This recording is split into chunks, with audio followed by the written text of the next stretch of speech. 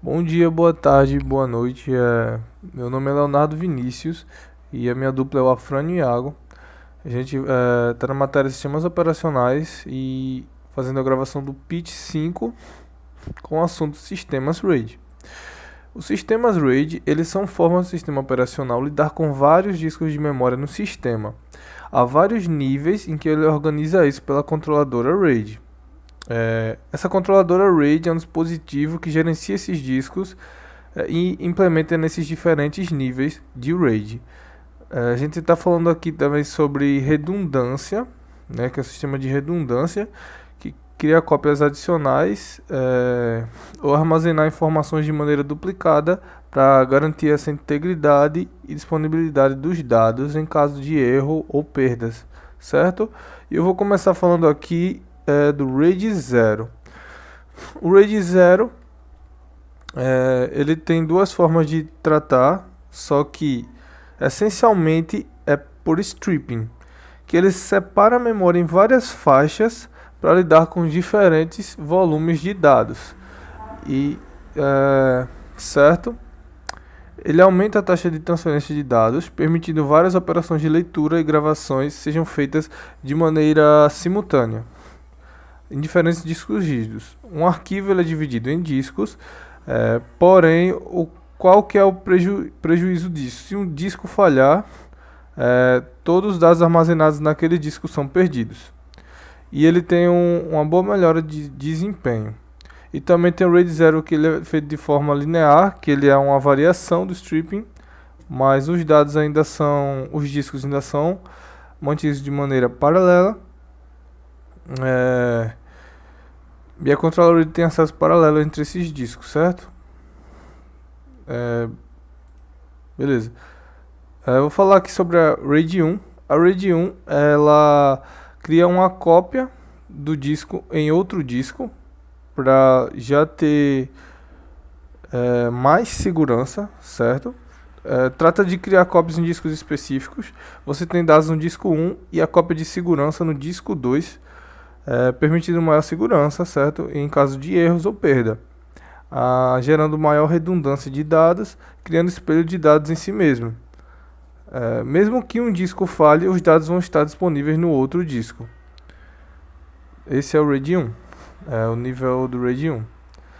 E agora o RAID 2, os discos são fatiados em bits individuais, que são escritos nos discos físicos em sequência.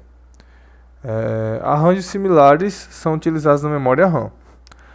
Mas o RAID 2 é raramente utilizado na prática. Ele utiliza bits de paridade de correção de erro em discos separados para garantir a integridade dos discos. E aí o RAID 3. O RAID 3 ele fatia os dados em bits assim como o RAID 2, similarmente. Só que ele vai ter um disco adicional que é usado para ter as cópias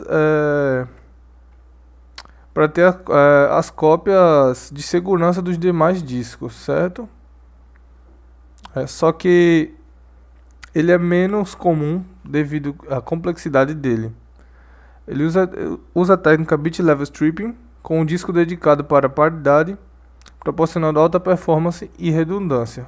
Mas como eu falei, ele é muito complexo e na prática o 2 e o 3 são pouco utilizados.